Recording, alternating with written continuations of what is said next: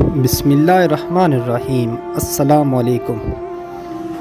کسی گاؤں میں ایک عورت رہتی تھی جس کے 2 بیٹے تھے۔ ایک دن اس کے بڑے بیٹے نے ماں سے فرمائش کی، آج ابلی ہوئی سوئیاں کھانے کو دل چاہ رہا ہے۔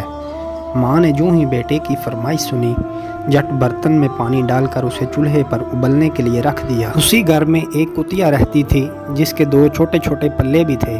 کتیا نے ان کو اسی گھر میں جنم دیا تھا، مگر عورت کو ان پلوں سے بڑی چڑ تھی۔ حالانکہ وہ صحن کے کونے میں پڑے رہتے تھے اور گھر کے کسی چیز کو بھی خراب نہیں کرتے تھے۔ بہرحال عورت نے گرم کھولتے ہوئے پانی سے سوئیاں نکال کر ان پر چینی ڈال کر اپنے بچوں کو دے دی۔ جب عورت اپنے بیٹے کو سوئیاں دے رہی تھی، اتفاق سے وہی کتیا اسی وقت وہاں سے گزری۔ اس کا رخ اپنے بچوں کی طرف تھا۔ اسی دوران عورت کے ذہن میں شیطانی سوچ ابھری۔ اس نے گرم کھولتے ہوئے پانی کی دیگچی کتیا پر انڈیل دی۔ کتیا ساری رات تکلیف کی وجہ سے دردناک آوازیں نکالتی رہی۔ صبح کو عورت اور گھر کے سب افراد نے دیکھا کتیا کے جسم پر بڑے بڑے چھالے تھے اور وہ مر چکی تھی۔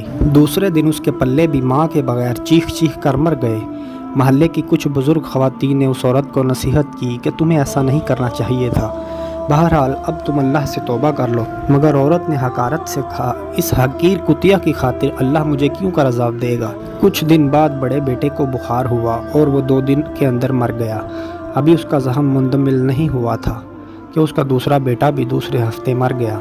دونوں بیٹوں کی البناک موت کے بعد بھی اس عورت کو کتیا والا واقعہ یاد نہ آیا اور نہ اس نے توبہ کی۔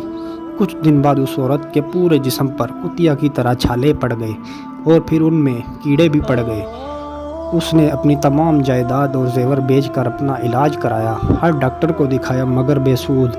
اب یہی عورت ہر ایک کو جانوروں کے ساتھ رحم کی نصیحت کرتی ہے اور اللہ سے توبہ کرتی ہے اور ہر آنے جانے والے سے کہتی ہے کہ جانوروں پر ظلم نہ کریں، کیونکہ اس سے اللہ ناراض ہوتا ہے۔ اللہ تعالیٰ کا ارشاد ہے، تم زمین والوں پر رحم کرو، میں تم پر رحم کروں گا۔